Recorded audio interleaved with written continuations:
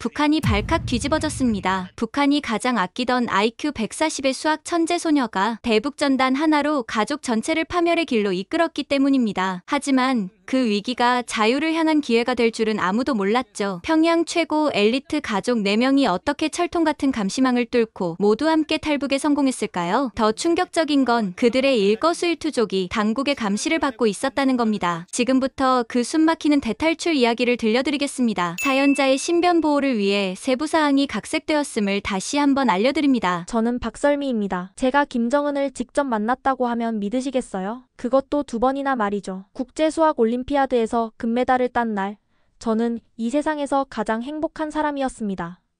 15살 북한 최연소 금메달리스트였죠. 시상대에 올라 인공기가 올라가는 걸 보면서 눈물이 났습니다. 수령님, 이 영광을 당신께 바칩니다. 라고 외쳤던 제 모습이 아직도 생생합니다. 평양에 돌아온 다음 날, 믿을 수 없는 일이 벌어졌어요. 설미 동무, 원수님께서 부르신다. 보위부 요원들이 집으로 찾아왔을 때 어머니는 기절할 뻔했죠. 저도 다리가 후들거렸습니다. 하지만 그들의 표정은 밝았어요. 금수산 태양궁전 옆 접견실로 안내받았습니다. 문이 열리자 정말로 김정은이 서 있었어요. TV에서 보던 것보다 훨씬 위험 있어 보였죠. 우리 설미가 왔구나. 공화국의 자랑이야. 그가 직접 악수를 청했을 때 손이 떨려서 제대로 잡지도 못했습니다. 남조선 놈들이 뭐라고 하던? 김정은이 물었어요. 저는 준비한 대답을 했죠. 놈들이 제게 한국으로 오라고 꼬드겼지만 저는 위대한 수령님의 품을 떠날 수 없다고 당당히 말했습니다. 그가 크게 웃었어요. 역시 우리 설미야. 내가 직접 상을 주고 싶다. 그날 저는 평양 중심가 특각 아파트를 받았습니다. 20평이나 되는 넓은 집이었죠. 벤츠 승용차도 받았어요. 물론 제가 운전할 수는 없었지만 말이죠. 어머니는 기쁨에 펑펑 울었습니다. 설미야, 너가 정말 수령님의 사랑을 받는구나. 우리 가족은 평양에서도 손꼽히는 엘리트였어요. 아버지는 김일성 종합대학 물리학 교수, 어머니는 평양의학대학병원 내과 과장, 그리고 13살 남동생 태호는 천재 바이올리니스트로 불렸죠. 다음 날부터 제 일상은 완전히 달라졌습니다. 조선중앙TV에 출연해서 미제와 남조선 괴뢰들을 수학으로 제압했다고 자랑스럽게 말했죠. 신문 일면에 제 사진이 실렸고 거리를 지날 때마다 사람들이 알아봤어요. 수학 천재 설미다 하면서 말이죠. 국가영재원에서는 특별 대우를 받았습니다. 최고급 식사, 최신 러시아산 컴퓨터, 심지어 제한적이지만 인터넷도 쓸 수 있었죠. 물론 수학 논문 사이트만 접속 가능했지만요. 하루 12시간씩 수학 문제를 풀었어요. 머릿속엔 오직 다음 대회에서도 금메달을 따서 수령님께 영광을 돌려드려야 한다는 생각뿐이었습니다. 저녁마다 4시간씩 사상 교육을 받았어요. 남조선은 미국의 식민지다. 남조선 청소년들은 마약과 폭력에 찌들어 있다. 이런 내용들이었죠. 저는 그 말을 철석같이 믿었습니다. 국제대회에서 만난 한국 학생들을 떠올리며 쟤들은 불쌍해. 식민지 노예로 살면서도 모르고 있어라고 생각했으니까요. 이듬해 다시 국제수학 올림피아드에 나갔습니다. 이번엔 중국 베이징이었어요. 또 금메달을 땄죠. 시상식에서 한국 대표가 은메달을 받는 걸 보며 속으로 비웃었어요. 역시 위대한 사회주의 교육이 최고야라고 말이죠. 평양에 돌아오자 또다시 김정은을 만났습니다. 이번엔 더 푸근하게 대해줬어요. 설미는 정말 천재야. 내가 너를 직접 키우겠다. 그 말에 저는 감격의 눈물을 흘렸죠. 부모님도 당 간부로 승진했고 동생 태호도 평양음악대학에 특별 입학했습니다. 저는 정말로 세상에서 가장 행복한 사람이라고 믿었어요. 위대한 수령님의 사랑을 받고 조국을 위해 재능을 바치는 것이 제 운명이라고 생각했죠. 남조선? 그런 불쌍한 식민지는 안중에도 없었습니다. 그런데 어느 날 새벽 모든 것을 바꿔놓을 작은 종이 한 장이 하늘에서 떨어졌습니다. 영재원에서의 하루는 새벽 5시에 시작됐습니다. 김일성, 김정일, 김정은, 초상화 앞에서 충성의 맹세를 하는 것으로 하루를 열었죠. 위대한 수령님, 오늘도 공화국의 영광을 위해 최선을 다하겠습니다. 아침 식사 후 6시부터 수학 공부가 시작됐어요. 미적분학, 정수론, 기하학, 머리가 터질 것 같았지만 행복했습니다. 제가 푸는 문제 하나하나가 조국의 미래를 밝히는 일이라고 믿었으니까요.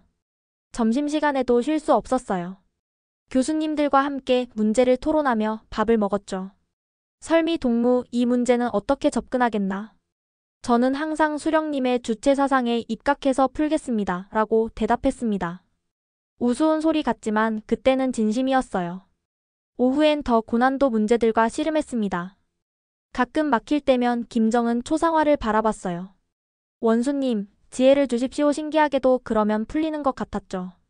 지금 생각하면 그저 잠시 쉬었다가 다시 집중했기 때문이겠지만 말입니다. 저녁 6시부터는 사상 교육 시간이었어요. 가장 기억에 남는 건 남조선 교육의 실상이라는 강의였죠. 남조선 학생들은 미국의 노예 교육을 받고 있습니다. 그들은 진정한 수학이 아니라 돈벌이를 위한 기술만 배웁니다. 교관이 열변을 토했습니다. 설미 동무는 국제대회에서 남조선 학생들을 만났지? 어땠나? 갑자기 질문이 날아왔어요. 저는 망설임 없이 대답했죠. 불쌍했습니다. 겉으로는 잘 사는 것 같아도 영혼이 병든 게 보였습니다. 교관이 만족스럽게 고개를 끄덕였어요. 밤 10시 기숙사로 돌아와서도 공부는 계속됐습니다. 룸메이트는 물리 천재 김양란이었어요. 우린 서로 문제를 내며 실력을 겨뤘죠. 설미야, 넌 정말 수령님의 축복을 받았어. 향란이가 부러워했습니다. 주말엔 특별 활동이 있었어요. 김정은 업적 관람, 혁명 사적지 답사, 충성의 노래 합창. 가장 인상 깊었던 건 수학으로 본 주체사상 특강이었죠. 수학의 아름다움은 수령님의 위대함을 증명한다는 내용이었습니다. 지금 들으면 말도 안 되는 소리지만 그땐 눈물까지 흘렸어요. 우리 가족은 평양에서도 특별했습니다. 아버지는 핵물리학 연구로 여러 번 표창을 받으셨고 어머니는 당 간부들 전담 의사였죠. 동생 태호는 13살에 이미 국내 콩쿠르를 휩쓸었어요. 가족이 모이는 주말 저녁은 언제나 화목했습니다. 우리 설미가 또 어려운 문제를 풀었다며? 아버지가 자랑스럽게 물으셨죠. 태호는 세 곡을 연습하고 있어요. 어머니가 웃으며 말씀하셨습니다. 겉으로 보기엔 완벽한 가족이었죠. 하지만 지금 생각해보면 부모님의 눈빛에는 늘 불안함이 서려 있었어요. 특히 아버지는 해외 학술지를 보실 때마다 한숨을 쉬셨죠. 그때는 몰랐지만 이미 진실을 알고 계셨던 겁니다. 국가에서 제공하는 특별 대우는 정말 대단했어요. 일반 주민들은 꿈도 못 꾸는 바나나, 오렌지를 매일 먹었고 일본산 학용품을 썼습니다. 죄책감이 들 때도 있었지만 나는 조국의 미래를 위해 선택받은 사람이라고 자기 합리화를 했죠. 가끔 부모님을 만날 수 있었습니다. 아버지는 설미야, 너가 우리 가문의 자랑이다라고 하셨고 어머니는 수령님께 은혜를 갚아야 한다고 당부하셨어요. 태호는 누나처럼 되고 싶어라며 존경의 눈빛을 보냈죠. 외국 수학 논문을 볼 때마다 주체 수학이 세계 최고라고 되뇌었습니다. 서양 수학자들의 업적도 결국 우리 수령님의 사상에는 못 미친다고 폄하했어요. 세뇌가 이렇게 무서운 겁니다. 한 가지 이상한 점이 있었습니다. 국제대회에 나갈 때마다 우리 선수단만 유독 초라했어요. 다른 나라 애들은 최신 노트북을 갖고 있는데 우린 연필과 종이뿐이었죠. 왜 우리는? 하고 묻고 싶었지만 참았습니다. 의심은 곧 반역이니까요. 그러던 어느 날 새벽 운동을 하러 영재원 뒷산에 올랐습니다. 그리고 거기서 제 인생을 바꿀 것을 발견했죠.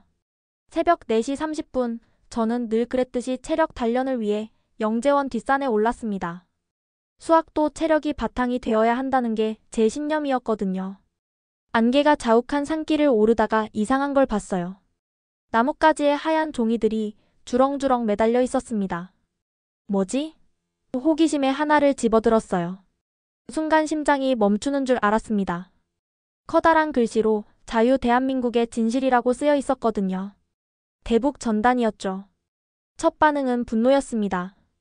더러운 남조선 놈들이 또 거짓 선전을 하는구나 찢어버리려다가 그 안에 있는 사진 한 장에 손이 멈췄어요. 서울 강남의 전경이었는데 제가 알던 불바다 남조선과는 너무 달랐습니다. 한국 고등학생 평균 용돈 월 10만 원 이 문구를 보고 비웃음이 나왔어요. 말도 안 돼. 우리 인민들 월급이 3,000원인데 그런데 밑에 있는 내용이 더 충격적이었죠. 한국 수학 영재들이 카이스트 연구실에서 찍은 사진이었는데 그 시설이 우리 영재원과는 비교도 안 됐습니다. 전단을 더 자세히 봤어요. 북한 천재들은 김씨 일가의 노예입니다. 당신의 재능은 독재자의 장난감이 아닙니다. 이 문장에서 갑자기 화가 치밀었죠. 내가 노예라고? 나는 수령님의 사랑을 받는 선택된 사람인데? 찢어버리려다가 맨 아래 작은 글씨를 발견했습니다. 진실이 궁금하다면 이 주소로 연락하세요. 중국 전화번호가 적혀 있었어요.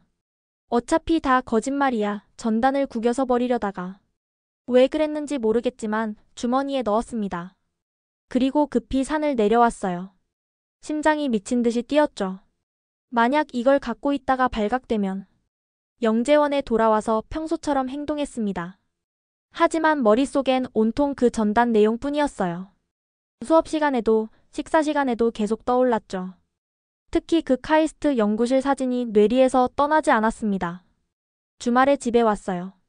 가족들과 저녁을 먹고 제 방으로 들어갔죠. 그런데 호기심을 참을 수가 없었습니다.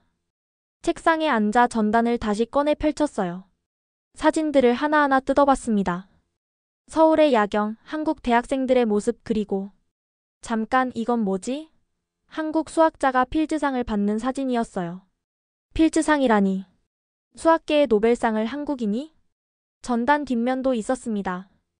북한의 천재들에게 당신들의 재능은 인류를 위해 쓰여야 합니다. 핵무기가 아닌 인류의 발전을 위해 이 문구가 가슴에 박혔어요. 핵무기. 맞아요. 우리가 하는 연구 중 일부는 군사 목적이었죠. 그때 갑자기 문이 벌컥 열렸습니다. 설미야, 뭘 그렇게 집중해서. 아버지였어요. 아버지의 시선이 제 손에 든 전단에 멈췄습니다. 순간 시간이 멈춘 것 같았죠. 이게 뭐냐? 아버지가 전단을 빼앗아 들었어요. 얼굴이 새파랗게 질렸다가 금세 붉어졌습니다. 아빠 이건.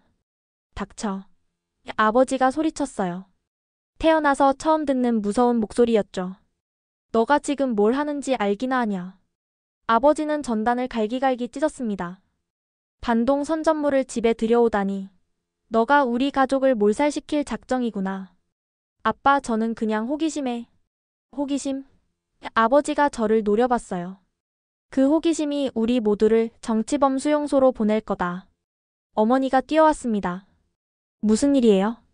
설미가 반동 전단을 갖고 있었소. 아버지가 찢어진 전단 조각을 보여줬어요. 어머니의 얼굴도 하얗게 질렸죠. 세상에. 설미야, 이게 사실이니? 태호도 나와서 무슨 일인지 지켜봤습니다. 온 가족이 공포에 질려 있었어요. 당장 보이부에 신고한다. 아버지가 전화기로 향했습니다. 여보. 어머니가 막으려 했지만 아버지는 단호했어요. 이건 우리가 숨길 수 있는 일이 아니오. 지금 신고하지 않으면 나중에 발각됐을 때 온 가족이 죽는다. 아버지는 정말로 전화를 걸었습니다. 보이부입니까? 리성진 교수입니다. 제 딸이 반동 전단을 가지고 있는 걸 발견했습니다. 즉시 신고합니다. 저는 무릎이 풀려 주저앉았어요. 끝났구나. 모든 게 끝났어. 10분도 안 돼서 보이부 요원들이 도착했습니다. 검은 옷을 입은 요원 3명이 집으로 들어왔죠. 전단은 어디 있습니까? 아버지가 찢어진 조각들을 건네셨어요. 제가 발견하자마자 찢어버렸습니다. 설미 동무요원이 저를 쳐다봤습니다. 이걸 어디서 구했나? 영재원 뒷산에서. 운동하다가 발견했습니다. 떨리는 목소리로 대답했어요. 언제? 일주일 전입니다. 일주일이나 갖고 있었다고? 요원의 목소리가 날카로워졌습니다. 죄송합니다. 너무 무서워서. 어떻게 해야 할지 몰랐습니다. 요원들은 우리 집을 샅샅이 수색했어요. 서재, 침실, 심지어 화장실까지. 다른 반동 물품이 있는지 확인하는 거였죠. 리 교수 대장으로 보이는 요원이 말했습니다. 직접 신고한 점은 높이 평가합니다. 하지만 따님은 조사를 받아야 합니다. 이해합니다. 아버지가 고개를 숙였어요. 저는 보이부로 연행됐습니다. 차에 타면서 뒤돌아보니 어머니가 울고 있었고 태호는 겁에 질린 표정이었죠. 보위부에서 밤새 조사를 받았어요. 같은 질문을 수십 번 반복했죠. 정말 혼자 발견한 거냐? 누군가 준 건 아니냐? 왜 바로 신고하지 않았냐? 전단 내용을 믿었냐? 저는 계속 같은 대답을 했습니다. 우연히 발견했고 무서워서 신고를 못했습니다. 내용은 전혀 믿지 않았습니다. 더러운 남조선의 거짓말이라고 생각했습니다. 새벽이 되어서야 풀려났어요. 아버지가 절 데리러 오셨죠. 집으로 돌아오는 차 안 아버지는 한마디도 안 하셨습니다. 그 침묵이 더 무서웠어요. 보위부에서 돌아온 다음 날부터 우리 가족의 삶은 완전히 달라졌습니다. 아침에 일어나자마자 아버지가 가족회의를 소집했어요. 앉아라. 아버지의 목소리는 여전히 차가웠죠. 어제 일로 우리 가족은 이미 감시 대상이 됐다. 조금이라도 의심스러운 행동을 하면 끝이야. 어머니가 걱정스럽게 말씀하셨습니다. 설미야, 왜 그런 걸 숨겼니? 우리가 그렇게 가르쳤니? 죄송해요. 고개를 들 수가 없었어요. 죄송하다고 끝나는 일이 아니야. 아버지가 책상을 쳤습니다. 너 하나 때문에 온 가족이 위험에 빠졌어. 그때 전화벨이 울렸어요. 아버지가 받으셨죠. 네, 리성진입니다. 네? 정말입니까? 아버지의 표정이 놀라움으로 바뀌었습니다. 알겠습니다. 즉시 준비하겠습니다. 전화를 끊고 아버지가 말씀하셨어요. 설미야, 당장 준비해라. 원수님께서 우리 가족을 부르신다. 뭐라고요? 어머니가 놀라셨습니다. 자진 신고한 것에 대해 칭찬하고 싶다고 하셨다. 1시간 후 우리 가족은 금수산태 양궁전으로 향했어요. 차 안에서 아버지가 당부하셨죠. 설미야, 원수님 앞에서는 절대 실수하면 안 된다. 알겠니? 네, 아버지. 접견실에 들어서자 김정은이 웃으며 우리를 맞았습니다. 리 교수 가족이 왔구나. 우리는 일제히 절을 했어요. 원수님 뵙게 되어 영광입니다. 김정은이 저를 보며 말했습니다. 설미야, 이리 와보거라. 떨리는 다리로 앞으로 나갔어요. 내가 들으니 반동전단을 발견하고 잠시 망설였다고? 죄송합니다. 원수님 고개를 숙였습니다. 아니다. 김정은이 제 어깨에 손을 올렸어요. 오히려 인간적이야. 15살 아이가 호기심을 가진 건 당연하지. 모두가 놀란 표정을 지었습니다. 김정은이 계속 말했죠. 중요한 건 리 교수가 즉시 신고했다는 거야. 가족의 충성심을 의심하지 않는다. 아버지가 감격한 목소리로 말씀하셨어요. 감사합니다, 원수님. 특히 설미가 계속 열심히 공부해서 또 금메달을 따준다면 이번 일은 완전히 잊어버리겠다. 반드시 금메달을 따서 원수님의 은혜에 보답하겠습니다. 제가 큰 소리로 대답했습니다. 김정은이 만족스럽게 웃었어요. 그래, 그 마음가짐이다. 리 교수. 네, 원수님. 설미를 잘 지도해 주시오. 우리 공화국의 보물이니까. 명심하겠습니다. 접견이 끝나고 나올 때 김정은이 선물을 주었습니다. 최신 러시아산 계산기와 수학 서적들이었죠. 설미야, 남조선 놈들이 아무리 거짓 선전을 해도 우리의 수학 천재는 흔들리지 않을 거라 믿는다. 네, 원수님. 저는 영원히 수령님의 전사입니다. 집으로 돌아오는 차 안에서 아버지가 안도의 한숨을 쉬셨어요. 정말 다행이다. 원수님께서 용서해 주셨어. 어머니도 눈물을 훔치셨습니다. 설미야, 이번이 마지막 기회야. 다시는 그런 일이 없어야 해. 네, 엄마. 정말 죄송해요. 그날 저녁 인민반장이 찾아왔습니다. 리 교수님, 방금 중앙에서 연락이 왔는데요. 흥분한 목소리였어요. 우리 인민반이 충성의 모범 인민반으로 선정됐습니다. 정말입니까?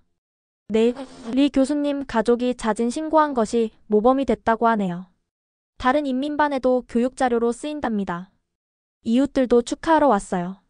설미 어머니 정말 대단하세요. 딸이 실수했는데도 즉시 신고하시다니. 리 교수님 같은 분이 진정한 애국자죠. 우리 가족은 하루아침에 충성의 모범이 됐습니다. 다음 날 영재원에 갔더니 분위기가 완전히 달라져 있었어요. 설미야. 향란이가 달려왔습니다. 너희 가족 이야기 들었어. 정말 대단해. 다른 친구들도 저를 다르게 봤어요. 두려움과 존경이 섞인 눈빛이었죠. 수업 시간에 교수님이 말씀하셨습니다. 오늘은 특별히 설미 동무의 사례를 통해 혁명적 경각성에 대해 배워보겠습니다. 저는 일어나서 발표해야 했어요. 반동 전단을 보는 순간 저는 분노했습니다. 하지만 동시에 무서웠습니다. 그래서 잠시 망설였죠. 그것이 저의 큰 잘못이었습니다. 모두가 조용히 들었어요. 다행히 아버지께서 발견하시고 즉시 신고해 주셨습니다. 저는 깨달았습니다. 혁명적 경각성이란 가족 간에도 타협이 없어야 한다는 것을. 박수가 터져나왔습니다. 하지만 제 마음은 복잡했죠. 그날 밤 특별 사상 교육이 시작됐어요. 보위부 교관이 직접 와서 1대1로 가르쳤죠. 설미 동무, 남조선의 선전에 잠시라도 혹했다는 것은 사상이 약하다는 증거야. 죄송합니다. 앞으로 매일 2시간씩 추가 교육을 받게 될 거야. 사상을 더욱 단단히 무장해야지. 집에 돌아와서 가족들과 저녁을 먹는데 아버지가 말씀하셨습니다. 설미야, 오늘 단위에서 칭찬이 자자하더구나. 그래요? 우리 가족이 모범이 됐다고 하니 더욱 조심해야 한다. 그때 태호가 물었어요. 누나, 그 전단에 뭐라고 쓰여 있었어? 태호야. 어머니가 놀라서 제지했습니다. 궁금해서요. 태호가 주눅 들었어요. 제가 대답했죠. 더러운 거짓말뿐이었어. 남조선이 잘 산다는 개소리. 그런 건 묻지도 마라. 아버지가 엄하게 말씀하셨습니다. 우리는 오직 원수님만 믿으면 된다. 네, 아버지. 하지만 그날 밤 잠들기 전에 그 전단의 내용이 계속 떠올랐습니다. 카이스트의 화려한 연구실, 한국 수학자의 필즈상. 정말 다 거짓말일까? 전단 사건 이후 우리 가족은 아이러니하게도 평양에서 가장 신뢰받는 가족이 됐습니다. 잦은 신고의 모범이라는 타이틀이 우리를 보호해줬죠. 보위부의 감시도 오히려 느슨해졌어요. 완벽하게 충성스러운 가족이라고 믿었으니까요. 저는 그 어느 때보다 열심히 공부했습니다. 아침 5시에 일어나 밤 12시까지 수학 문제에만 매달렸죠. 사상 교육 시간에는 가장 큰 목소리로 구호를 외쳤어요. 김정은 원수님 만세. 백두혈통 만만세. 교관들은 저를 칭찬했습니다. 설미 동무야말로 진정한 혁명 전사의 모습이다. 하지만 밤이 되면 달랐어요. 눈을 감으면 그 전단의 내용이 떠올랐죠. 카이스트의 최첨단 연구실, 한국 학생들의 자유로운 토론 모습. 아무리 지우려 해도 머릿속에서 사라지지 않았습니다. 어느 날 영재원 도서관에서 수학 논문을 찾다가 흥미로운 걸 발견했어요. 국제수학 저널이었는데 거기에 한국인 이름이 있었죠. 허준이 프린스턴 대학교. 필즈상 수상자 명단에도 그의 이름이 있었습니다. 조합론 분야의 난제를 해결했다고 써 있었죠. 가슴이 뛰었어요. 정말로 한국에 그런 수학자가 있다니. 뭘 그렇게 봐? 향란이가 물었습니다. 아무것도 아니야. 급히 책을 덮었어요. 그냥 논문 찾는 중이었어. 하지만 호기심은 커져만 갔습니다. 점심시간에 컴퓨터실에 갔죠. 제한된 인터넷이지만 학술 사이트는 접속할 수 있었거든요. 조심스럽게 검색했어요. 한국 수학자 한국대학. 놀라운 사실들이 쏟아졌습니다. 서울대, 카이스트, 포항공대. 세계적인 연구 성과들이 즐비했죠. 이게 다 진짜라면. 설미 동무. 뒤에서 들려온 목소리에 깜짝 놀랐습니다. 보위부 지도원이었어요. 안녕하세요. 심장이 쿵쾅거렸죠. 열심히 공부하는구나. 역시 모범 학생이야. 그가 제 어깨를 두드렸습니다. 무슨 논문을 보고 있었나? 정수론 관련 논문입니다. 침착하게 대답했어요. 좋아. 계속 열심히 해라. 그가 가버린 후에도 한참 동안 손이 떨렸습니다. 그런데 며칠 후 충격적인 일이 벌어졌어요. 물리학과 수재 김동혁이가 갑자기 사라진 거예요. 동혁이가 어디 갔는지 아니? 제가 향란이에게 물었습니다. 향란이가 주위를 살피더니 낮은 목소리로 말했어요. 고향에 갔대. 할머니가 위독하시다고. 하지만 다들 알고 있었죠. 그게 진짜 이유가 아니라는 걸. 동혁이는 최근에 왜 우리는 해외 학회에 못 가냐고 불평했었거든요. 그날 저녁 특별 집회가 열렸습니다. 동무들, 최근 우리 영재원에서 사상이 흐트러진 학생이 있었습니다. 원장이 엄숙하게 말했어요. 김동혁 동무는 부르주아 사상에 물들어 조국을 배신하려 했습니다. 모두가 숨을 죽였어요. 하지만 우리의 혁명적 경각성으로 미리 적발했습니다. 여러분도 항상 조심해야 합니다. 특히 해외 자료를 볼 때는 더욱. 집회가 끝난 후 친구들은 더욱 조심스러워졌습니다. 서로 의심하고 감시하는 분위기가 됐죠. 그날 밤 기숙사로 돌아왔는데 이상한 일이 있었어요. 제 책상 서랍이 살짝 열려 있었던 거예요. 분명 잠그고 갔는데 누가 뒤진 건가? 불안한 마음에 잠을 이룰 수 없었습니다. 혹시 내가 컴퓨터로 검색한 게 발각된 건 아닐까? 주말에 집에 갔어요. 가족들과 저녁을 먹는데 아버지가 이상한 질문을 하셨습니다. 설미야, 요즘 영재원에서 별일 없니? 네, 별일 없어요. 그래? 아버지가 저를 유심히 보셨어요. 동혁이라는 친구 알지? 네, 알아요. 그 친구가 문제를 일으켰다며? 자세히는 모르겠어요. 갑자기 사라졌어요. 아버지가 고개를 끄덕이셨습니다. 조심해야 한다. 특히 너는. 그 말씀이 무슨 의미인지 알 것 같았어요. 전단 사건 이후로 우리 가족은 늘 감시받고 있다는 걸. 저녁 식사 후 제 방에서 숙제를 하고 있는데 아버지가 들어오셨습니다. 설미야. 네, 아버지. 아버지가 창밖을 보시더니 말씀하셨어요. 날씨가 좋구나.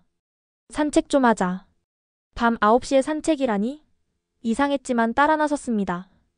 집을 나와 공원으로 향하는 길, 아버지는 아무 말씀이 없으셨어요. 그저 주위를 살피며 걸으실 뿐이었죠. 공원 벤치에 앉은 후에야 아버지가 입을 여셨습니다.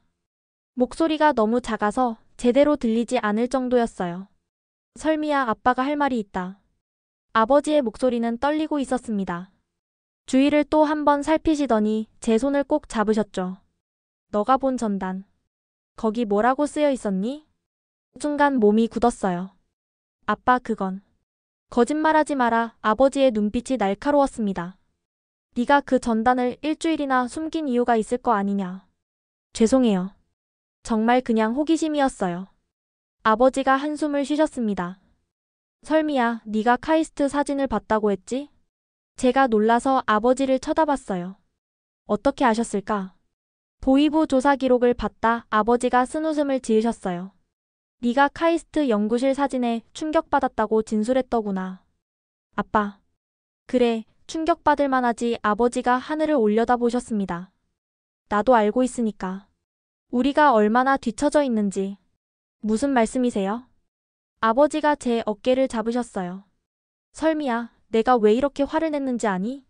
정말로 네가 반동 사상에 물들까 봐서. 아니다. 그럼요?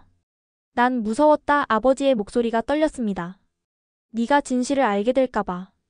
우리가 얼마나 거짓 속에 살고 있는지 깨달을까 봐.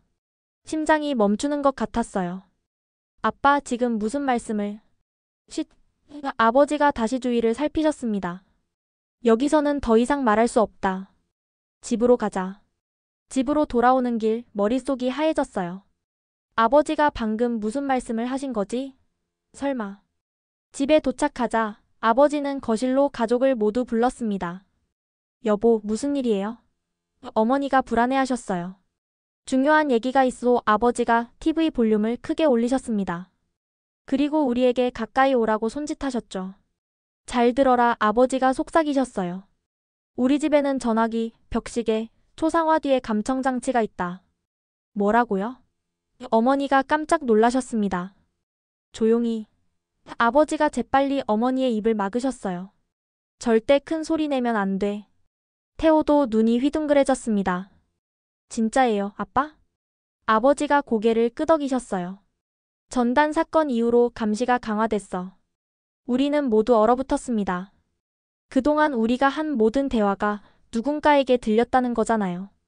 6개는 될 거야. 아버지가 씁쓸하게 웃으셨습니다. 전화기, 벽시계, 초상화 뒤, TV 옆, 그리고 아버지가 천장을 가리키셨어요. 저기 전등 안에도 있을 수 있어. 그럼 지금 이 얘기도. 제가 겁에 질려 물었습니다. TV 소리에 묻혀서 안 들릴 거야. 아버지가 말씀하셨어요. 하지만 길게는 못해. 들어라, 이게 가장 중요한 얘기다. 아버지가 우리를 번갈아 보시며 말씀하셨습니다. 내가 보이부에 먼저 신고한 것도 감청 때문이었어. 이미 설미가 전단을 가져온 걸 녹음됐을 가능성이 있었거든. 여보. 어머니가 놀라서 아버지 팔을 잡았어요. 이미 알고 있었잖소. 아버지가 어머니를 보셨습니다. 당신도 눈치챘을 거요. 어머니가 눈물을 흘리기 시작했어요. 그래도 이렇게 말하다니. 설미가 전단을 가져온 날 내가 왜 그렇게 화를 냈는지 알겠니? 아버지가 저를 보셨습니다. 우리가 준비하던 계획이 다 물거품이 될 뻔했어. 아빠가 무슨 계획을? 믿을 수가 없었습니다. 수년 전부터 준비하고 있었다. 아버지의 목소리가 떨렸어요. 해외 학회에 나갈 때마다 봤다. 우리가 얼마나 뒤처져 있는지. 북한 과학은 이미 죽었어. 그럼 왜 보이부에 신고를? 태호가 물었습니다. 그래야 의심을 피할 수 있으니까. 아버지가 대답하셨어요. 잦은 신고로 오히려 신뢰를 얻었잖니. 지금이 기회야. 어떻게요? 제가 물었어요. 다음 달 아버지가 말씀하셨습니다. 베이징 학술대회가 있다. 나는 초청받았고 설미 너도 국제수학올림피아드 준비로 갈 수 있어. 그때? 그래. 아버지가 고개를 끄덕이셨어요. 하지만 온 가족이 함께 가는 건 불가능해. 따로따로 움직여야 한다. 어머니가 울음을 참으며 말씀하셨습니다. 태호는 어떡해요? 13살인데. 태호도 방법이 있어. 아버지가 말씀하셨어요. 다음 달 단둥음악 콩쿠르가 있다. 거기 보낼 수 있어. 그때 갑자기 현관문 벨이 울렸습니다. 우리는 모두 화들짝 놀랐죠. 누구세요? 어머니가 떨리는 목소리로 물었어요. 인민반장입니다. 회란판 전달하러 왔어요. 아버지가 재빨리 일어나셨습니다. TV 소리 줄이고 모두 자연스럽게 행동해. 문을 열자 인민반장이 환하게 웃으며 들어왔어요. 리 교수님, 이렇게 온 가족이 모여 계시네요. 네, 주말이라 같이 TV 보고 있었습니다. 아버지가 웃으며 대답하셨습니다. 좋으시겠어요. 화목한 가족이라 인민반장이 회란판을 건네며 말했어요. 아, 그리고 내일 동 전체 회의가 있습니다. 설민의 가족 표창권으로요. 감사합니다. 어머니가 받아들었습니다. 인민반장이 나간 후 우리는 한참 동안 아무 말도 하지 못했어요. 아버지가 조용히 말씀하셨습니다. 오늘 얘기는 여기까지다. 앞으로는 더욱 조심해야 한다. 집에서는 절대 이런 얘기 하지 마라. 네, 아버지. 우리는 모두 고개를 끄덕였습니다. 그날 밤 잠이 올 리 없었죠. 아버지가 수년 동안이나 준비하셨다니. 그리고 우리 집 곳곳에 감청장치가 있다니. 이제야 모든 게 이해됐습니다. 아버지가 왜 그렇게 화를 내시고 즉시 신고했는지. 모든 게 계산된 행동이었던 거예요. 하지만 앞으로 어떻게 해야 할까요? 감청장치가 가득한 집에서 어떻게 탈북 준비를 한단 말인가요? 불안과 희망이 뒤섞인 복잡한 마음으로 천장을 바라봤습니다. 저기 어딘가에 감청장치가 있겠죠. 우리를 감시하는 눈처럼. 다음 날부터 우리 가족의 생활은 완전히 바뀌었습니다. 겉으로는 평소와 똑같았지만 속은 완전히 달랐죠. 우리는 철저한 연극을 시작했어요. 아침 식사 시간, 어머니가 밝은 목소리로 말씀하셨습니다. 설미야, 어제 원수님 말씀 다시 들으니 정말 감동적이더구나. 네, 엄마. 저도 꿈에서 원수님을 뵀어요. 제가 크게 대답했어요. 천장의 감청장치를 의식하면서 말이죠. 우리 설미가 정말 충성스럽구나. 아버지가 신문을 보시며 말씀하셨습니다. 이번 동 전체 회의에서 표창 받는 거 온 가족이 자랑스럽다. 태호도 끼어들었어요. 저도 누나처럼 되고 싶어요. 원수님께 충성하는 음악가가 될 거예요. 우리는 서로 눈빛으로만 진실을 주고받았습니다. 입으로는 충성을, 마음으로는 자유를 꿈꾸며 영재원에 가는 길 버스 안에서 생각했어요. 이제부터 나는 두 개의 삶을 살아야 해. 감청장치 앞에 나와 진짜나. 그날 오후 놀라운 일이 벌어졌습니다. 영재원 운동장에서 또 대북전단을 발견한 거예요. 이번엔 더 많았어요. 바람에 날려서 여기저기 흩어져 있었죠. 전단이다. 누군가 소리쳤습니다. 학생들이 우르르 몰려들었어요. 어떤 애들은 호기심에, 어떤 애들은 분노에 차서요. 순간 제가 큰 소리로 외쳤습니다. 동무들, 이런 더러운 것들을 봐서는 안 됩니다. 모두가 저를 쳐다봤어요. 우리가 해야 할 일은 이런 쓰레기들을 즉시 수거해서 불태우는 것입니다. 제가 앞장서서 전단을 주었어요. 원수님을 모독하는 이런 것들이 우리 신성한 땅에 있어서는 안 돼요. 향란이가 놀란 표정으로 저를 봤습니다. 설미야, 너 향란 동무도 도와줘. 제가 단호하게 말했어요. 우리 모두 충성을 증명할 때야. 학생들이 하나둘 전단을 줍기 시작했습니다. 저는 가장 열심히 주었죠. 하지만 몇 장은 몰래 읽어봤어요. 북한 엘리트들이여, 당신들의 재능을 독재자의 핵무기 개발에 낭비하지 마시오. 가슴이 찔렸습니다. 하지만 표정 하나 바꾸지 않았죠. 보위부 요원들이 도착했어요. 누가 제일 먼저 발견했나? 제가 발견하고 즉시 동무들을 모았습니다. 제가 나섰습니다. 요원이 만족스럽게 고개를 끄덕였어요. 역시 설미 동무야. 이번에도 모범을 보였구나. 그날 저녁 영재원 강당에서 전단 화형식이 열렸습니다. 원장이 연설했죠. 동무들, 오늘 우리는 적들의 심리전에 단호히 맞섰습니다. 특히 설미 동무의 행동은 본받을 만합니다. 저는 앞으로 나가서 직접 전단에 불을 붙였어요. 타오르는 불꽃을 보며 외쳤죠. 미제와 남조선 괴뢰들의 거짓 선전은 절대 우리를 흔들 수 없습니다. 김정은 원수님 만세. 만세. 모두가 함께 외쳤습니다. 집에 돌아와서 가족들에게 자랑스럽게 보고했어요. 오늘 제가 전단을 발견하고 즉시 신고했습니다. 화형식도 제가 주도했고요. 우리 설미 정말 잘했다. 어머니가 박수를 치셨습니다. 원수님께서 기뻐하실 거야. 아버지도 칭찬하셨어요. 그래, 그게 우리가 살아남는 방법이다. 그 말씀에는 이중적 의미가 있었죠. 감청장치는 아버지의 칭찬만 들었겠지만 저는 진짜 의미를 알아들었습니다. 주말 가족이 모두 모인 저녁 시간. TV에서는 김정은 찬양 다큐멘터리가 나오고 있었어요. 정말 위대하신 분이야, 어머니가 감탄하셨습니다. 우리가 이런 지도자를 모시고 있다는 게 얼마나 다행인지. 남조선 사람들이 불쌍해요. 태호가 말했어요. 자유가 없잖아요. 그래, 우리가 진정한 자유를 누리고 있지, 아버지가 의미심장하게 말씀하셨습니다. 식사 후 아버지가 말씀하셨어요. 설미야, 수학 공부는 어떠니? 열심히 하고 있어요. 다음 대회에서도 꼭 금메달을 따서 원수님께 영광을 돌리겠어요. 좋은 마음가짐이다. 아버지가 제 머리를 쓰다듬으셨습니다. 그런데 밖에 바람이 시원하구나. 다 같이 산책이나 할까? 우리는 집을 나섰어요. 감청장치가 없는 바깥에서만 진짜 대화를 할 수 있었으니까요. 대동강변을 걸으며 아버지가 작은 목소리로 말씀하셨습니다. 잘했다, 설미야. 전단 화형식을 주도한 건 정말 영리한 행동이었어. 연기하는 게 힘들어요. 제가 한숨을 쉬었어요. 우리 모두 그래, 어머니가 제 손을 잡으셨습니다. 하지만 이게 유일한 방법이야. 언제까지 이렇게 살아야 해요? 태호가 물었어요. 다음 달까지만 참자, 아버지가 말씀하셨습니다. 그때가 되면 말을 마치지 못하셨어요. 저 멀리서 인민반장이 걸어오고 있었거든요. 리 교수님. 인민반장이 손을 흔들었습니다. 우리는 재빨리 표정을 바꿨어요. 아, 반장님도 산책 나오셨네요. 아버지가 환하게 웃으셨습니다. 네, 날씨가 좋아서요. 온 가족이 함께 나오셨네요. 가족과 함께하는 시간이 최고의 행복이죠. 어머니가 대답하셨어요. 인민반장과 헤어진 후 우리는 말없이 집으로 돌아왔습니다. 집에 들어서자마자 아버지가 TV를 켜셨어요.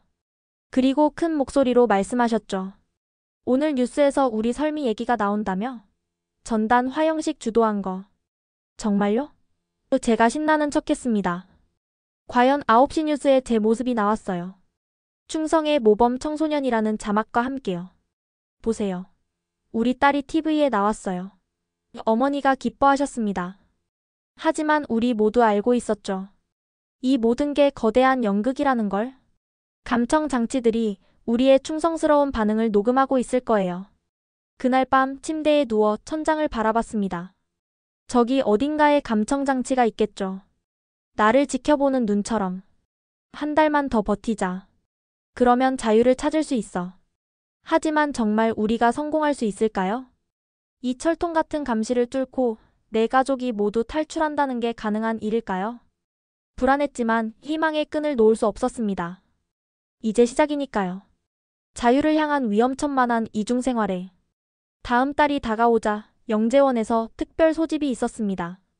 원장이 직접 발표했죠. 설미 동무, 베이징 국제수학올림피아드 대표로 최종 선발됐다. 감사합니다. 제가 크게 외쳤어요.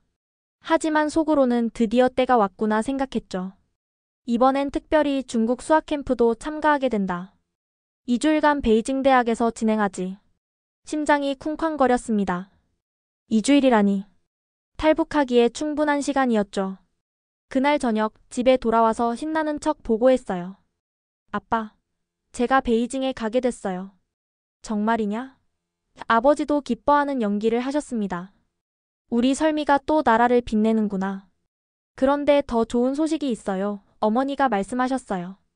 나도 다음 달에 단둥 의료교류 프로그램에 선발됐어. 저도요. 태호가 끼어들었습니다. 압록강 지역 청소년 음악제에 초청받았어요. 우리는 서로를 바라봤어요. 모든 게 맞아떨어지고 있었죠. 감청장치를 의식하며 아버지가 말씀하셨습니다. 정말 대단하구나. 우리 가족 모두가 조국을 위해 해외에서 활약하게 됐어. 그날 밤 아버지가 또 산책을 제안하셨어요. 대동강변을 걸으며 아버지가 속삭이셨죠. 브로커와 연락이 닿았다. 우리 모두 숨을 죽였습니다. 중국에 있는 조선족이야. 신뢰할 만한 사람이다. 아버지가 주위를 살피며 말씀하셨어요. 돈은 이미 전달했어. 얼마나요? 어머니가 물으셨습니다. $10,000. 아버지의 목소리가 떨렸어요. 10년 동안 모은 전부야. 그 돈이면 평양에서 평생 살 수 있는 금액이었습니다. 하지만 자유의 값이었죠. 각자 루트가 정해졌어. 아버지가 계속하셨어요. 설미는 베이징에서 이탈, 나와 태호는 압록강 통과, 어머니는 두만강 루트. 왜 따로따로 가야 해요? 태호가 불안해했습니다. 가족이 한꺼번에 사라지면 즉시 발각돼. 아버지가 설명하셨어요. 시간차를 두고 움직여야 해. 어머니가 제 손을 꼭 잡으셨습니다. 설미야, 넌 제일 먼저 가게 될 거야. 무서워도 참아야 해. 네, 엄마. 단둥의 한국 영사관 근처 호텔에서 만나자 아버지가 말씀하셨어요. 호텔 이름은? 그때 멀리서 순찰대가 오는 게 보였습니다. 우리는 재빨리 주제를 바꿨죠. 그래서 수학 문제가 정말 어려웠어요. 제가 큰 소리로 말했어요. 순찰대가 지나간 후 아버지가 작은 종이를 제게 주셨습니다. 외우고 즉시 없애라. 집으로 돌아와서 화장실에서 종이를 펼쳤어요. 호텔 주소와 연락처, 그리고 암호가 적혀 있었죠. 봄날은 간다. 종이를 변기에 넣고 내려버렸습니다. 다음 날부터 본격적인 준비가 시작됐어요. 겉으로는 평소와 똑같았지만 속으로는 하나하나 정리하고 있었죠. 아버지는 중요한 연구 자료들을 조금씩 처분하셨습니다. 어머니는 환자 기록을 정리하셨고요. 저는 수학 노트를 하나씩 버렸어요. 흔적을 남기면 안 되니까요. 가장 어려운 건 짐 준비였습니다. 너무 많이 가져가면 의심받고 너무 적으면 생존이 어려웠죠. 속옷 안에 달러를 숨겨라. 어머니가 가르쳐 주셨어요.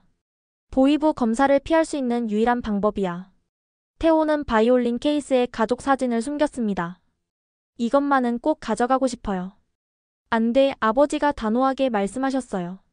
사진 하나도 가져가면 안 돼. 발각되면 끝이야. 태호가 눈물을 글썽였지만 참았습니다. 출발 일주일 전 충격적인 소식이 들려왔어요. 김정은이 우리 가족을 특별 만찬에 초대했다는 거예요. 왜 하필 지금? 어머니가 창백해지셨습니다. 오히려 잘 됐어. 아버지가 말씀하셨어요. 마지막으로 완벽한 충성을 보여주는 거야. 만찬 초대장을 받고 집에 돌아왔을 때 우리는 감청장치 앞에서 열광적인 반응을 보였습니다. 원수님께서 우리 가족을 기억하고 계시다니. 어머니가 감격해 하셨어요. 정말 꿈만 같아요. 제가 소리쳤습니다. 이런 영광이 또 있을까요? 하지만 마음속으로는 모두 같은 생각을 하고 있었죠. 사흘 후면 우리는 이곳을 떠난다. 준비는 거의 끝났습니다. 각자의 출국 서류도 완벽했고 공식 일정도 확정됐죠. 남은 건 연기를 끝까지 해내는 것뿐이었어요. 아버지가 마지막으로 당부하셨습니다. 만찬에서 절대 실수하면 안 된다. 그게 우리의 마지막 무대야. 출발 사흘 전, 저는 영재원 친구들과 평소처럼 대화했어요. 베이징 가면 중국 수학 천재들도 만날 거야? 향란이가 물었습니다. 당연하지. 그리고 우리 조선의 수학이 최고라는 걸 보여줄 거야. 제가 자신있게 대답했어요. 마음속으로는 미안해, 향란아. 다시는 못 볼 거야 라고 생각하면서요. 집에 돌아와서 제 방을 둘러봤습니다. 16년 동안 살았던 곳. 수학 상장과 메달로 가득한 벽. 이 모든 걸 두고 떠나야 했죠. 어머니가 들어오셨어요. 설미야, 무서우니? 네, 솔직히 무서워요. 나도 그래. 어머니가 제 머리를 쓰다듬으셨습니다. 하지만 자유를 위해서라면 감수할 수 있어. 그날 밤 온 가족이 거실에 모였어요. TV는 켜놓고 우리는 손만 잡고 있었죠. 말은 하지 않았지만 모두의 마음을 알 수 있었습니다. 곧 자유를 찾을 거야. 진짜 우리 목소리로 살 수 있는 곳으로. 운명의 날이 밝았습니다. 사흘 후면 우리는 각자 다른 길로 흩어질 예정이었죠. 그런데 오늘은 김정은과의 만찬이 있는 날이었어요. 아침부터 온 가족이 분주했습니다. 어머니는 제일 좋은 한복을 꺼내셨고 아버지는 양복을 다리셨죠. 태호는 바이올린을 정성껏 닦았어요.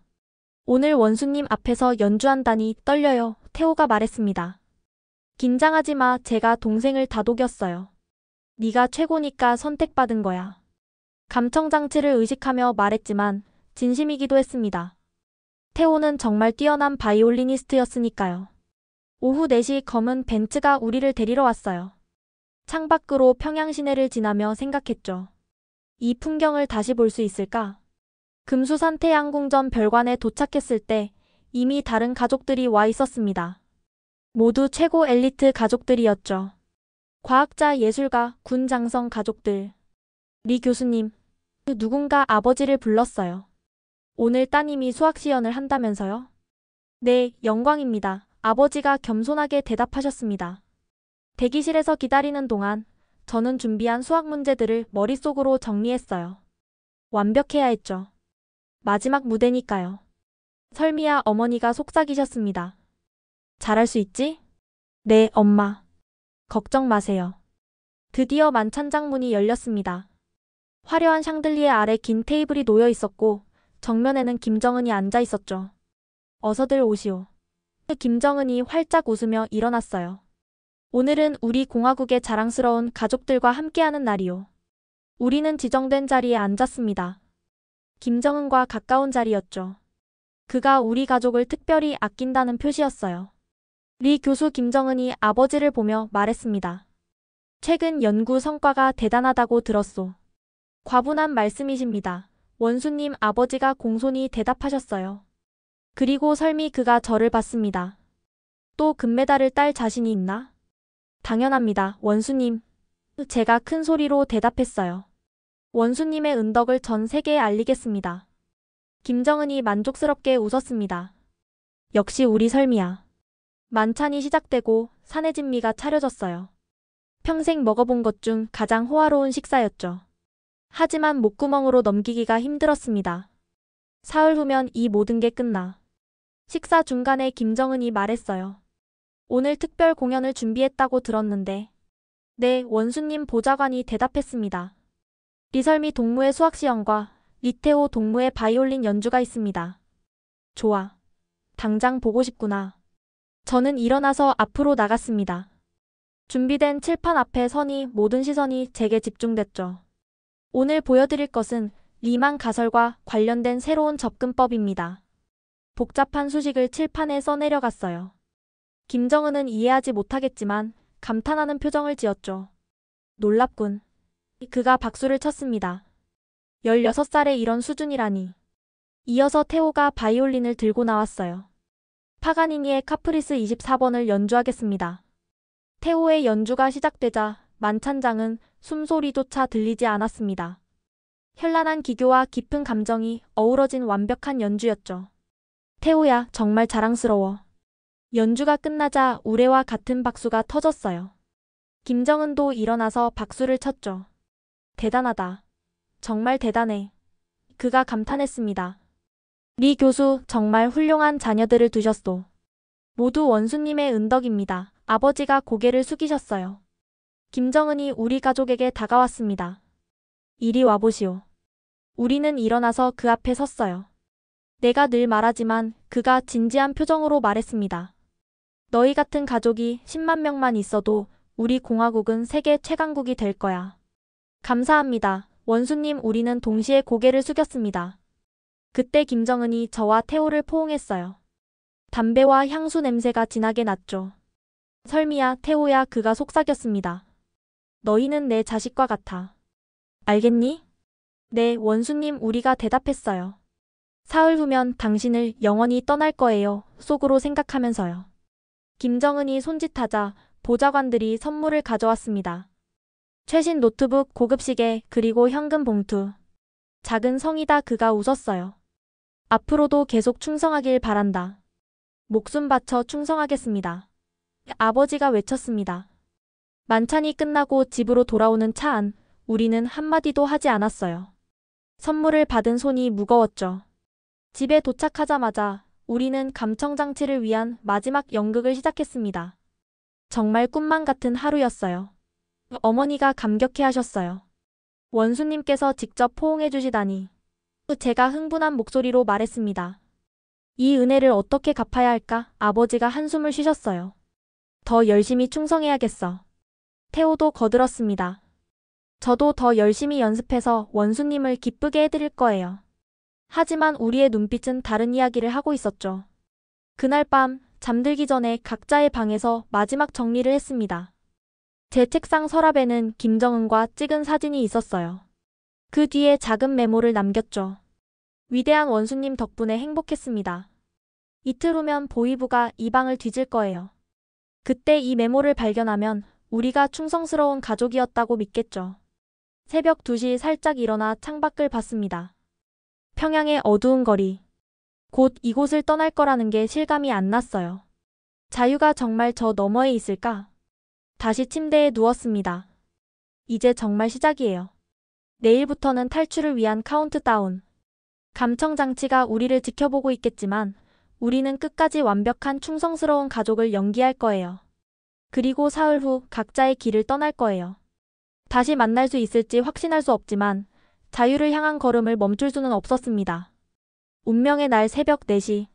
겉으로는 평범한 월요일이었지만 우리 가족에게는 인생을 건 도박이 시작되는 날이었죠. 아침 식탁에서 어머니가 밝은 목소리로 말씀하셨습니다. 오늘부터 모두 출장이네. 조심히 다녀와야 해. 엄마도 단둥에서 잘 다녀오세요. 제가 대답했어요. 태호가 바이올린 케이스를 들며 말했습니다. 다음 주에 만나면 연주 들려드릴게요. 다음 주가 아니라 중국에서 만나자 속으로 생각했지만 입으로는 기대할게라고 말했죠. 아버지가 시계를 보시며 일어나셨어요. 출발 시간이 다 됐구나. 설미는 8시 비행기지? 네, 저는 조금 있다가 출발할게요. 이게 평양에서 나누는 마지막 대화였습니다. 감청 장치들이 우리의 일상적인 작별 인사를 녹음하고 있겠죠. 아버지와 태호가 먼저 집을 나섰어요. 현관에서 잠깐 멈춰서 뒤를 돌아봤죠. 그 눈빛에 모든 게 담겨 있었습니다. 1시간 후 어머니도 의료 가방을 들고 나가셨어요. 설미야, 혼자 잘 갈 수 있지? 걱정 마세요, 엄마. 어머니가 저를 꼭 안아주셨습니다. 평소보다 오래 더 세게요. 집에 혼자 남은 저는 마지막 점검을 했어요. 작은 녹음기를 꺼내 재생 버튼을 눌렀죠. 엄마, 저 학교 갔다 올게요. 제 목소리가 흘러나왔습니다. 일주일 전에 녹음해둔 일상 대화들이었죠. 이걸 틀어놓으면 며칠은 속일 수 있을 거예요. 녹음기를 제 방에 숨기고 타이머를 맞췄습니다. 3시간마다 자동으로 재생되도록. 배낭에는 최소한의 짐만 넣었어요. 수학책 몇 권, 옷 2벌, 그리고 속옷에 숨긴 $3,000. 공항으로 가는 택시 안에서 평양을 마지막으로 둘러봤습니다. 안녕 평양. 안녕 감옥. 평양공항에서 출국 수속을 밟을 때 심장이 터질 것 같았어요. 베이징 수학캠프 참가자 리설미 동무? 보위부 요원이 서류를 확인했습니다. 네, 맞습니다. 원수님의 신임을 받는 학생이구나. 그가 도장을 찍으며 말했어요. 조국의 명예를 걸고 열심히 하라. 네, 꼭 금메달을 따오겠습니다. 비행기에 오르면서 다리가 후들거렸습니다. 제발 제발 아무 일 없기를. 오전 10시 베이징 공항에 도착했어요. 입국 심사를 마치고 나오니 북한 영사관 직원이 기다리고 있었죠. 리설미 동무? 숙소로 안내하겠습니다. 계획대로였습니다. 일단 공식 일정을 따라야 했으니까요. 그 시각 아버지와 태호는 압록 강변 신의주에 도착했을 거예요. 핵물리학 긴급 연구 소집이라는 명목으로요. 어머니는 두만강 근처 온성군으로 향하고 있겠죠. 결핵 환자 왕진이라는 이유로. 베이징의 북한 영사관 숙소에 짐을 풀면서 속으로 시간을 계산했습니다. 오늘 밤 11시. 그때 움직인다. 오후에는 수학캠프 오리엔테이션에 참석했어요. 중국 학생들과 함께 강의를 들으며 평정심을 유지하려 했었죠. 리설미 학생은 작년 IMO 금메달리스트죠? 중국 교수가 물었습니다. 네, 맞습니다. 침착하게 대답했어요. 하지만 손은 계속 떨렸습니다.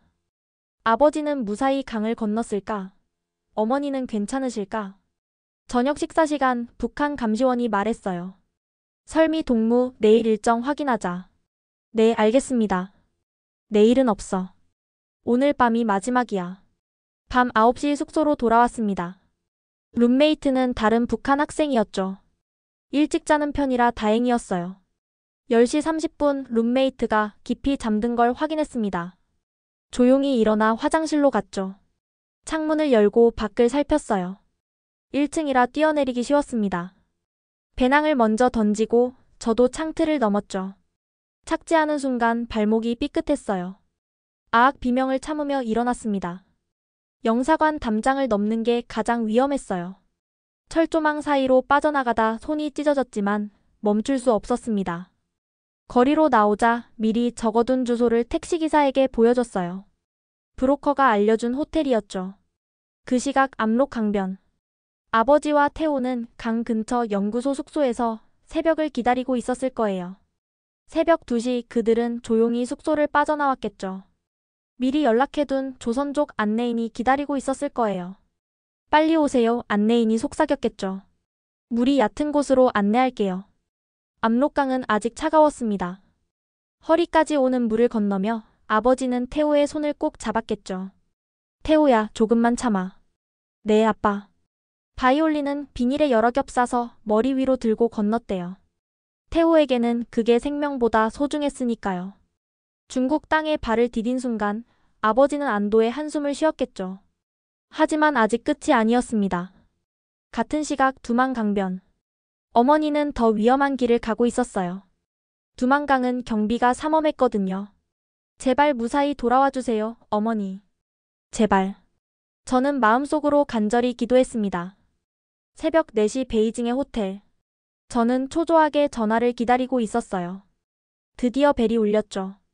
여보세요? 봄날은 간다 아버지의 목소리였습니다. 암호를 확인한 저는 울음을 터뜨렸어요. 아빠. 설미야, 무사하니? 네, 전 괜찮아요. 엄마는요? 아직 연락이 안 왔다 아버지의 목소리가 떨렸습니다. 내일 단둥에서 만나자. 끊어진 전화를 붙들고 한참을 울었어요. 우리는 해냈습니다. 아직 엄마 소식은 없지만 적어도 3명은 탈출에 성공했죠. 며칠 후 보이부가 눈치채겠지만 그때쯤이면 우리는 이미 멀리 있을 거예요. 자유를 향한 첫걸음을 뗐습니다. 이제 남은 건 모두 무사히 만나는 것. 그리고 진짜 삶을 시작하는 것뿐이었죠. 단둥의 작은 호텔방. 저는 창밖만 바라보고 있었습니다. 베이징에서 기차로 8시간을 달려 도착한 이곳에서 벌써 12시간째 기다리고 있었죠. 아빠, 태호야, 제발 무사히 와줘. 오후 2시 드디어 노크 소리가 들렸어요. 똑똑. 누구세요? 떨리는 목소리로 물었습니다. 봄날은 간다. 문을 열자 지친 모습에 아버지와 태호가 서 있었어요. 옷은 젖어 있었고 태호의 신발은 진흙투성이었죠. 아빠, 태호야. 저는 그들을 끌어안으며 울음을 터뜨렸습니다. 살아있어요. 정말 살아서 왔어요. 설미야, 넌 괜찮니? 아버지가 제 얼굴을 살피셨어요. 전 괜찮아요. 아빠는요? 태호는? 우린 무사히 아버지가 안도의 한숨을 쉬셨습니다. 강을 건너는 게 생각보다 힘들었지만 태호가 바이올린 케이스를 내려놓으며 말했어요. 누나, 정말 무서웠어요. 물이 너무 차가웠고 경비병들 손전등이 비칠 때마다. 이제 됐어. 제가 태호를 꼭 안아줬습니다. 우린 해냈어. 하지만 기쁨은 오래가지 못했어요. 우리 셋은 동시에 같은 걱정을 하고 있었으니까요. 엄마는? 제가 조심스럽게 물었습니다. 아버지의 표정이 어두워졌어요. 아직 연락이 없다. 우리는 브로커가 준 모든 번호로 전화를 걸어봤습니다. 하지만 모두 연결이 되지 않았죠. 혹시 태호가 말을 잇지 못했어요. 아니야, 아버지가 단호하게 말씀하셨습니다. 엄마는 강하신 분이야. 분명 무사할 거야. 하지만 시간이 지날수록 불안은 커져만 갔어요. 어머니가 가신 두만강 루트는 가장 위험한 길이었거든요. 그날 밤 우리는 한숨도 못 잤습니다. 전화기만 바라보며 어머니의 연락을 기다렸죠. 다음 날 아침 뜻밖의 방문객이 왔어요. 리성진 교수님 맞으십니까? 문을 열자 단정한 정장 차림의 중년 남성이 서 있었습니다. 누구시죠? 아버지가 경계하며 물으셨어요. 남자가 신분증을 보여줬습니다. 대한민국 국정원입니다. 놀라지 마세요. 도우러 왔습니다. 국정원? 우리는 얼어붙었어요. 안으로 들어가도 될까요? 그가 주위를 살피며 물었습니다. 아버지가 망설이다 문을 열어줬어요. 단도직입적으로 말씀드리죠. 요원이 앉으며 말했습니다. 어머님 때문에 왔습니다. 엄마를 아세요? 제가 다급하게 물었어요. 그가 고개를 끄덕였습니다. 어머님은 지금 중국 공안에 붙잡히셨습니다. 뭐라고요? 우리 모두 동시에 외쳤어요. 진정하세요. 요원이 손을 들어 보였습니다. 아직 북한으로 송환되지는 않았습니다. 저희가 중국 정부와 교섭 중입니다. 아버지가 주저앉으셨어요. 어떻게 된 겁니까? 두만강을 건너신 직후 중국 공안의 불식 업무에 걸리셨습니다. 요원이 설명했습니다. 다행히 저희 협력자가 현장에 있어서 즉시 보고를 받았습니다. 그럼 엄마는 지금? 태호가 눈물을 글썽였어요. 영길공안 유치장에 계십니다. 요원이 말했습니다. 하지만 걱정 마세요. 오늘 밤까지는 빼내올 수 있을 겁니다. 정말입니까? 아버지가 간절한 눈빛으로 물으셨어요. 네. 대신 여러분은 지금 당장 이곳을 떠나야 합니다. 요원이 일어났습니다. 북한 보위부가 이미 여러분을 추적하기 시작했습니다. 우리는 급히 짐을 쌌어요. 아니, 쌀 것도 없었죠. 원래 가진 게 별로 없었으니까요. 요원이 새 여권들을 건넸습니다. 이제부터는 중국 동포 가족입니다. 이름도 다 바뀌었으니 숙지하세요. 여권을 펼쳐보니 박쌤이라고 적혀 있었어요. 새로운 이름, 새로운 정체성이었죠. 이 주소로 가세요. 요원이 쪽지를 건넸습니다. 안전가옥입니다. 거기서 어머니를 기다리세요. 우리는 택시를 타고 단둥 외곽의 평범한 아파트로 이동했어요. 여기서 기다리면 정말 엄마가 올까요? 태호가 불안해했습니다. 올 거야. 아버지가 태호의 어깨를 감싸셨어요. 그분들이 약속했잖니. 하지만 우리 모두 불안했습니다. 중국 공안 유치장이라니. 그날 밤 11시 초인종이 울렸어요. 우리는 숨을 죽였습니다. 혹시 공안이 온 건 아닐까? 저예요. 문 열어주세요. 어머니의 목소리. 문을 열자 수척해진 어머니가 국정원 요원과 함께 서 계셨어요. 엄마. 우리 셋이 동시에 외치며 어머니를 끌어안았습니다. 미안해요. 너무 걱정했죠? 어머니가 우시면서 우리를 안으셨어요. 어떻게 된 거예요? 아버지가 물으셨습니다. 정말 아찔했어요. 어머니가 떨리는 목소리로 말씀하셨어요. 공안에 잡혔을 때는 정말 끝났다고 생각했는데 이분들이 나타나서. 국정원 요원이 말했습니다. 이제 안전합니다. 하지만 서둘러야 해요. 내일 아침 일찍 출발합니다. 어디로요? 제가 물었어요. 남쪽으로요. 라오스를 거쳐 태국으로 가는 3,000km 여정입니다. 우리는 서로를 바라봤습니다. 이제 정말 시작이구나. 그날 밤 내 가족이 한 방에 모여 잤어요. 아무도 떨어지고 싶지 않았거든요. 우리 정말 해냈어. 어머니가 속삭이셨습니다. 아직 끝이 아니에요. 아버지가 말씀하셨어요. 하지만 제일 어려운 고비는 넘겼어. 태호가 제 손을 잡았습니다. 누나, 이제 정말 자유를 찾을 수 있을까요? 그럼 제가 태호의 머리를 쓰다듬었어요. 이제 시작이야. 창밖으로 중국의 밤하늘이 보였습니다. 별이 많이 보이는 맑은 밤이었죠. 평양에서는 볼 수 없었던 별들이 반짝이고 있었어요. 이제 정말 우리는 자유를 향해 가고 있구나. 내일부터 긴 여정이 시작될 거예요. 하지만 두렵지 않았습니다. 가족이 모두 함께 있으니까요. 중국 남부를 향한 여정이 시작됐습니다. 낡은 봉고차에 12명의 탈북자가 함께 탔죠. 우리 가족 말고도 8명이 더 있었어요. 앞으로 일주일간 말을 아끼세요. 안내인이 당부했습니다. 중국 공안에 검문이 있을 수 있습니다. 차는 밤에만 움직였어요. 낮에는 외딴 창고나 폐가에 숨어 있었죠. 화장실도 제대로 갈 수 없었고 먹는 것도 빵과 물뿐이었습니다. 엄마, 괜찮으세요? 제가 걱정스럽게 물었어요. 이 정도는 견딜 수 있어. 어머니가 미소 지으셨습니다. 자유를 위해서라면. 사흘째 되던 날, 첫 번째 위기가 찾아왔어요. 검문이다. 안내인이 긴장한 목소리로 외쳤습니다. 모두 바닥에 엎드려. 우리는 숨을 죽이고 차 바닥에 납작 엎드렸어요. 태호가 제 손을 꽉 잡았죠. 중국 공안이 차를 세웠습니다. 서류 확인하겠습니다. 운전사가 뭔가 서류를 건네는 소리가 들렸어요. 심장이 터질 것 같았죠. 화물은 뭡니까? 농산물입니다. 운전사가 침착하게 대답했습니다. 공안이 차 뒤를 열어보려는 순간 다른 공안이 말했어요. 그만 가자. 다음 차 확인해야 돼. 차가 다시 움직이기 시작했을 때 우리는 안도의 한숨을 쉬었습니다. 위험한 고비를 넘겼네요. 같이 탄 아주머니가 말했어요. 하나님이 도우셨어요.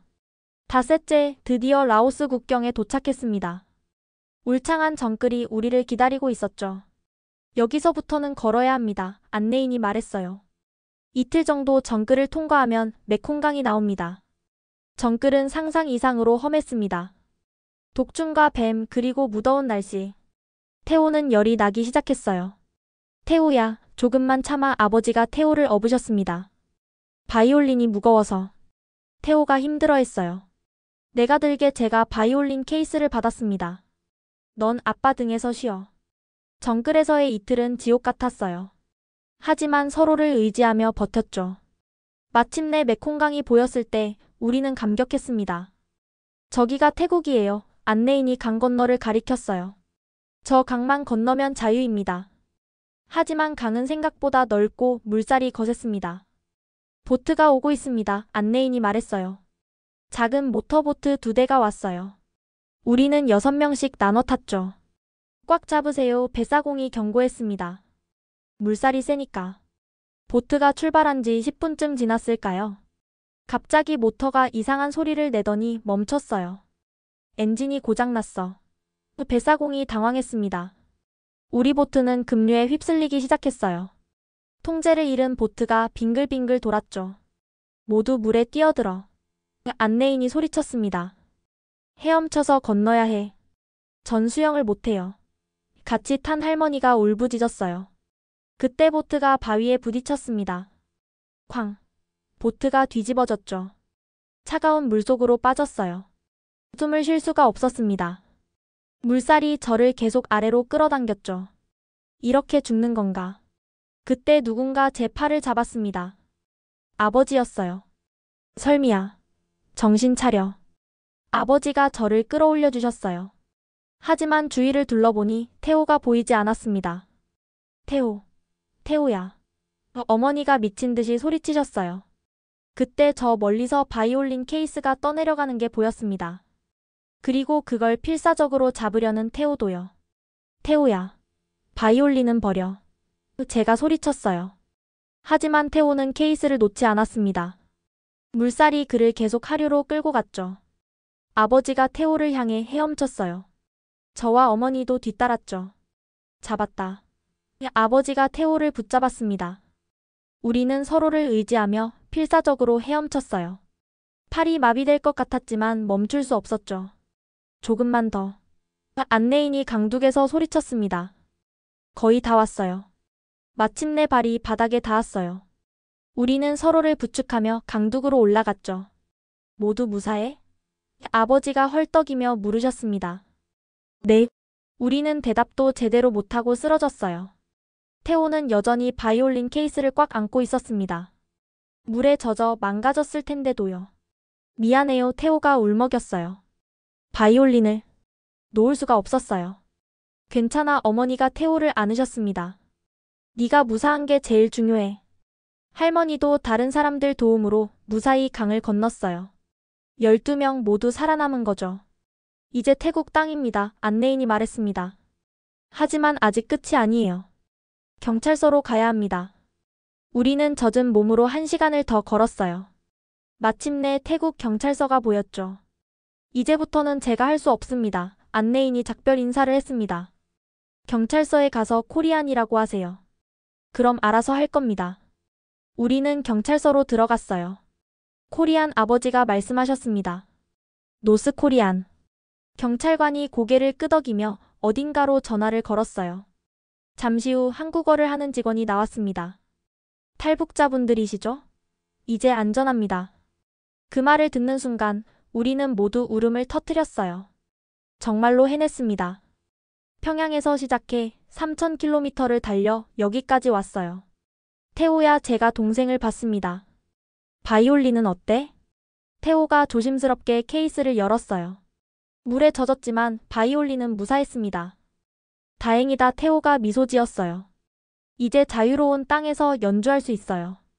경찰서에서 우리는 따뜻한 밥과 옷을 제공받았습니다. 그리고 방콕의 한국 대사관으로 가는 차를 기다렸죠. 이제 정말 끝이에요? 태호가 물었어요. 아니, 아버지가 말씀하셨습니다. 이제 시작이야. 진짜 우리 삶의 시작. 창밖으로 태국의 푸른 하늘이 보였어요. 자유의 하늘이었죠. 방콕 한국 대사관에서 2달을 기다린 끝에 드디어 한국행 비행기에 올랐습니다. 승객 여러분, 곧 서울 인천공항에 도착합니다. 기내 방송을 들으며 우리 가족은 서로를 바라봤어요. 꿈이 아니었습니다. 정말로 한국에 가고 있었죠. 저기 봐요. 태호가 창밖을 가리켰어요. 불빛이 엄청 많아요. 서울의 야경이 펼쳐졌습니다. 끝없이 이어진 불빛들. 평양과는 완전히 달랐죠. 저게 우리가 그렇게 욕했던 남조선이야? 어머니가 믿을 수 없다는 듯 중얼거리셨어요. 새벽 1시 비행기가 인천공항에 착륙했습니다. 입국 심사대에서 우리는 특별 통로로 안내됐어요. 리설미 씨 가족이시죠? 직원이 친절하게 물었습니다. 환영합니다. 대한민국에 오신 것을 축하드립니다. 그 말을 듣는 순간 눈물이 났어요. 리설미가 아니라 박세미가 되고 싶었지만 지금은 그런 게 중요하지 않았죠. 공항 로비로 나왔을 때 우리는 모두 입을 떡 벌렸습니다. 이게 공항이야? 태호가 놀라서 물었어요. 궁전 같아요. 거대한 유리 천장, 끝없이 펼쳐진 면세점들, 그리고 자유롭게 걸어다니는 사람들. 커피 한 잔 마실까요? 국정원 직원이 제안했습니다. 스타벅스라고 유명한 커피숍이에요. 스타벅스? 우리는 처음 들어보는 이름이었죠. 커피 한 잔에 5,000원이라는 가격표를 보고 또 한 번 놀랐어요. 비싸지 않아요? 어머니가 조심스럽게 물으셨습니다. 한국에서는 평범한 가격이에요. 직원이 미소 지었어요. 커피를 받아든 순간 태호가 작게 웃었습니다. 진짜 자유의 맛이네요. 새벽 3시 우리는 정부가 마련한 임시 숙소로 이동했어요. 차 안에서 서울의 거리를 구경했죠. 빌딩이 정말 높아요. 제가 감탄했습니다. 평양의 류경 호텔보다 높은 건물이 수십 개나 돼요.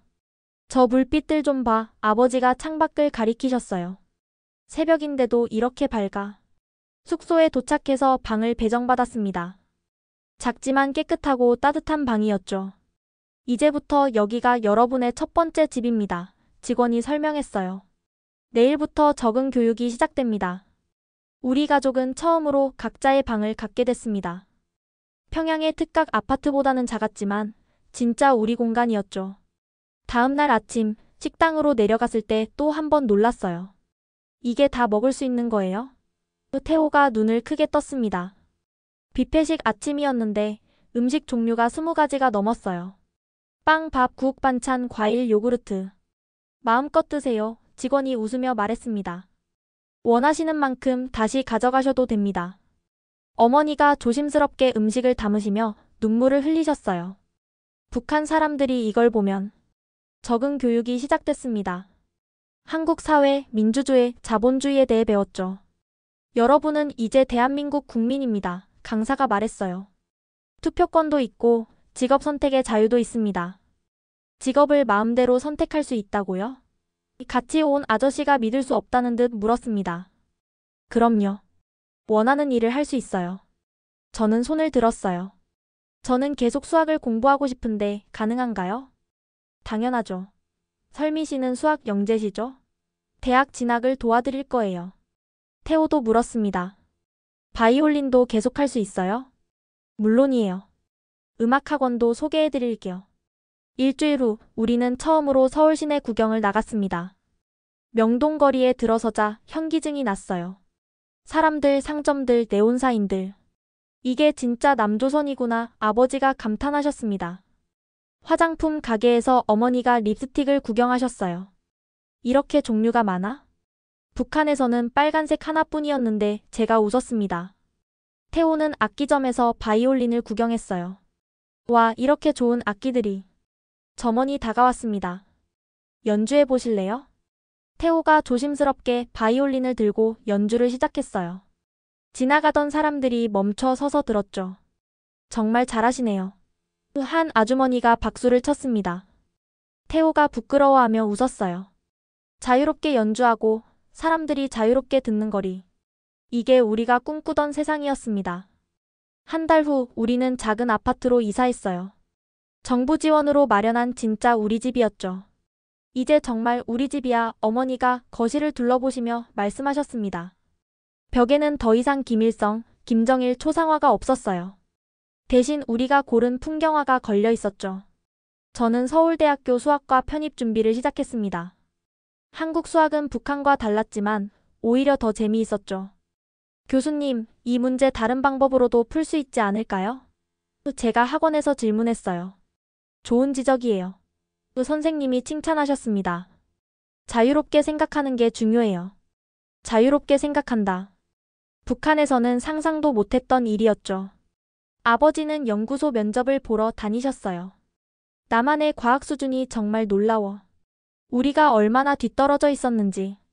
어머니는 의사 자격 시험을 준비하셨습니다. 다시 공부하니까 어렵지만 환자를 자유롭게 치료할 수 있다는 게 행복해. 태호는 예술중학교 입학을 준비했어요. 누나, 여기서는 음악만 해도 된대. 사상 교육 안 해도 돼. 석 달이 지났을 때 우리는 첫 월급과 지원금을 받았습니다. 이 돈으로 뭘 할까? 어머니가 통장을 보시며 물으셨어요. 맛있는 거 먹으러 가요. 태호가 제안했습니다. 우리는 처음으로 삼겹살집에 갔어요. 고기를 실컷 구워 먹으며 소주도 한잔 했죠. 건배. 아버지가 잔을 들었습니다.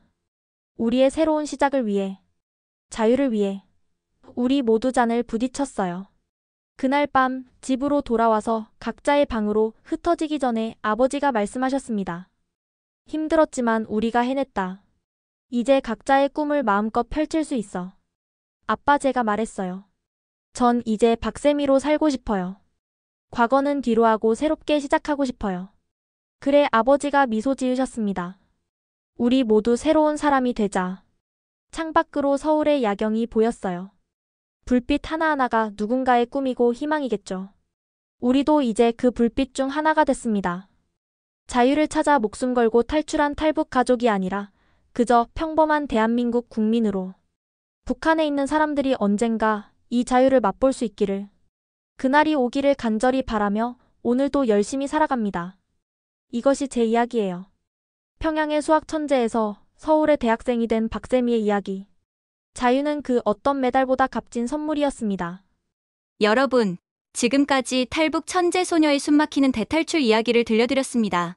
김정은의 총애를 받던 수학 천재가 어떻게 자유를 선택했는지, 철통 같은 감시망을 뚫고 온 가족이 어떻게 탈북에 성공했는지 보셨죠?